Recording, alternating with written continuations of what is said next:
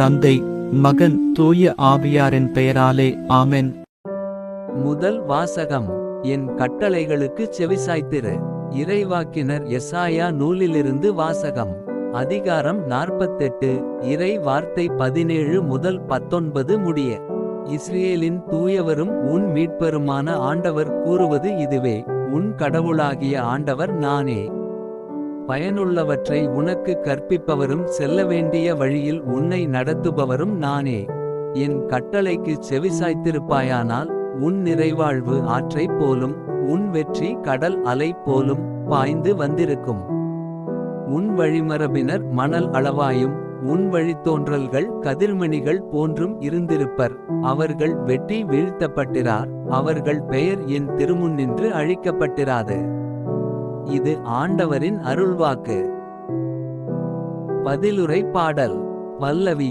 ஆண்டவரே, உம்மை பின்தொடர்பவர் வாழ்வின் ஒளியை கொண்டிருப்பார். நற்பேறு பெற்றவர் யார்? அவர் பொல்லாரின் சொல்லின்படி நடவாதவர், பாவிகளின் தீயவழி நில்லாதவர், இகழ்வாரின் குழுவினில் அமராதவர்.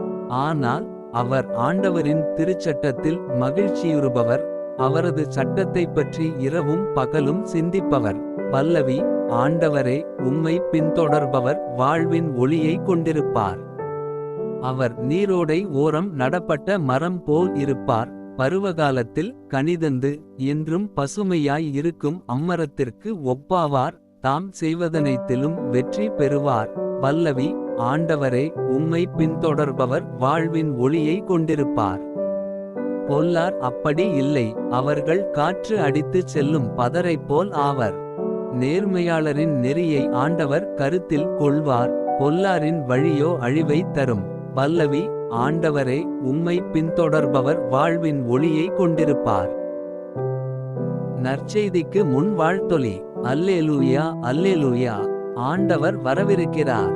அவரை எதிர்கொள்ளுங்கள், ஏனெனில் அமைதியின் அரசர் அவரே. அல்லேலூயா. நற்செய்தி வாசகம். மக்கள் திருமுழுக்கு யோவானுக்கும் செவிசாய்க்கவில்லை, மானிடமகனுக்கும் செவிசாய்க்கவில்லை.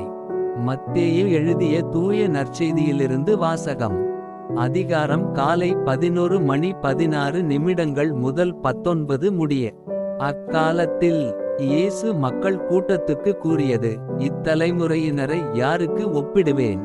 இவர்கள் சந்தை வெளியில் உட்கார்ந்து மறு அணியினரை கூப்பிட்டு, நாங்கள் குரல் ஊதினோம், நீங்கள் கூத்தாடவில்லை. நாங்கள் ஒப்பாரி வைத்தோம், நீங்கள் மாரடித்து புலம்பவில்லை என்று கூறி விளையாடும் சிறுபிள்ளைகளுக்கு ஒப்பானவர்கள்.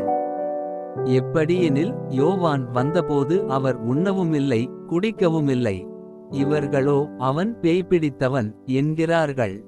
மானிட மகன் வந்துள்ளார், அவர் உண்கிறார் குடிக்கிறார். இவர்களோ இம்மனிதன் பெருந்தீனிக்காரன், குடிகாரன், வரி தண்டுபவர்களுக்கும் பாவிகளுக்கும் நண்பன் என்கிறார்கள். எனினும் ஞானம் மெய்யானது என்பதற்கு அதை ஏற்று கொண்டோரின் செயல்களே சான்று. இது ஆண்டவரின் அருள்வாக்கு. உங்களுடைய பிரார்த்தனைகளையும் வேண்டுதல்களையும் நாளைய திருப்பலியில் ஒப்பு கொடுக்க விரும்புவோர் கீழ்காணும் மெயில் ஐடிக்கு உங்கள் வேண்டுதல்களை அனுப்பவும், அல்லது வீடியோவின் கீழ் கமெண்ட் செய்யவும். பிதா, சுதன், பரிசுத்த ஆவியின் பெயராலே ஆமென்.